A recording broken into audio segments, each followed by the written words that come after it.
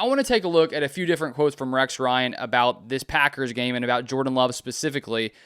In the past couple weeks, Rex Ryan, after the Cardinals game, had some pretty bold comments on Jordan Love. So I'm going to read those first and then share what he had to say yesterday after the Packers beat the Steelers last night on Sunday Night Football. Here we go. From Rex Ryan after the Cardinals game on ESPN, he said, "Man, I got no love for Jordan Love, and you know I never have. And why? Yes, he's got unbelievable ability, and we'll see some amazing plays from him. But at the end of the day, do I trust Jordan Love? No, I don't, because I think he's going to take..." He sort of goes off a little bit, and he says, and he doesn't do it statistically. Says he doesn't turn the ball over. Oh, yes, he does. The biggest moments, he'll turn it over. So it does not sound like Rex Ryan has a lot of confidence in Jordan Love. And I get where he's coming from, because even for myself, after last season, with the way it ended, with that game where he throws 3 interceptions, in my mind, I did have those questions. Can Jordan Love, in some of the biggest moments, come through, make wise decisions, and not turn the ball over? Because it did happen. It had happened multiple times. First-year playoffs, second-year playoffs. But last night, Jordan Love had an incredible game. He's played incredible football. And here's what Rex Ryan said after the Steelers game on ESPN on Get Up. "When you see Jordan Love, look, I expected him to carve them up. We saw Joe Flacco carve them up, and I mean, so there's no question he was going to do it. We'll see how the rest of the year goes in critical moments. It's the only thing else this man has to prove to me and everybody else, and the crust is out of the eye. Look, I see it, but this is horrendous defensively." Speaking of the Steelers, I mean, Greeny, this is crazy. This is unrecognizable to me. This is not the Pittsburgh Steelers, and we saw it with Baltimore. We see it with them. So Rex Ryan seems to believe, it seems like he's mainly focusing on the fact that the Steelers defense wasn't very good. I do think when you look at who the quarterback is playing, how the defense plays, if this was a top 5 defense, you would probably give Jordan Love even more credit for the type of game he played last night.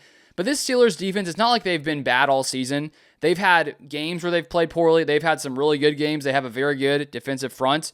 And the front was getting pressure on Jordan Love, but Jordan Love was standing in there in the pocket, making great throws. And so there's no doubt that Jordan Love's success last night was not just because of how poorly the Steelers defense played. One of the reasons the Steelers defense looked so bad is because Jordan Love was playing some of the best football we've seen all season long from honestly any quarterback in the way that he played last night. And so I think with Jordan Love, in my mind, my big question for 2025 was, can he be more consistent? Can he be more accurate? And up to this point, Jordan Love has excelled in both of those areas. He has been much more consistent. He has made a lot less decisions that make you scratch your head. He has been a much more accurate quarterback. And I get Rex Ryan saying he needs to prove it against some other opponents in critical moments. And he says, we'll see how the rest of the year goes in critical moments. But it's not like Jordan Love hasn't had critical moments. And for me, after the Browns game, when he throws that interception, the Packers lose the game. In my mind, the question was still there. Can Jordan Love in some of these big moments play great football, play clean football? Not that he hadn't done it in the past, but there were still some moments like against the Browns where it makes you, ask that question, which I think is very reasonable. But then since that point, we have to look at what Jordan Love has been doing in some very clutch scenarios, in big high-pressure moments. He has been nearly perfect in lots of these moments. Looking at the Dallas game, the Packers are down 34-37. The Cowboys just score a touchdown.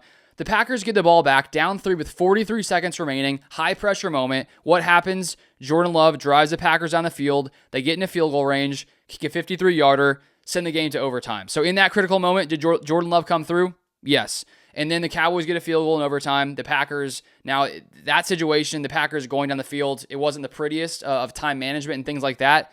It was pretty rough. But nonetheless, they get the ball into field goal range. They kick a field goal. They tie the game. And now, obviously, a win would be much better than a tie. But looking at the NFC standings, the tie is keeping the Packers ahead of all these other teams. If they had a loss instead, they wouldn't be at the top of the NFC as they are currently. So in that game, Jordan Love was having to match the Cowboys. He did it consistently in high-pressure moments. And then you look at the game last week against the Cardinals. The Packers are down. It's 4th and 2. If they don't convert, there's a very good chance they lose that game. Jordan Love hits Tucker Kraft for like a 15-yard play, and then the Packers go ahead, score a touchdown, they win that game. So another big moment, high pressure, Jordan Love comes through, no interceptions, no bad decision. He does it there. And then you look at this game. The Packers are down in the first half, 16-7. Should have been a lot closer. Should have been 16-13 if the Packers made both of their field goals. And what happens? Jordan Love comes in the second half in, enemy territory on the road, and he plays some of the best football we've seen from a quarterback in the second half all season long. He ties Brett Favre's record of 20 consecutive passes for the Packers, and he plays nearly perfect football. And so while I understand that, you want to see Jordan Love do it consistently against some of the best defenses in the NFL, we have to recognize that Jordan Love has played very well in high pressure, critical moments. In looking at that Browns game, at that point, I was a little bit still questionable. Can he do it? I think he can, but we need to see it consistently. And we're starting to see it consistently. And, of course, you want to see it against great defenses. And I think the Steelers do have a very good defense.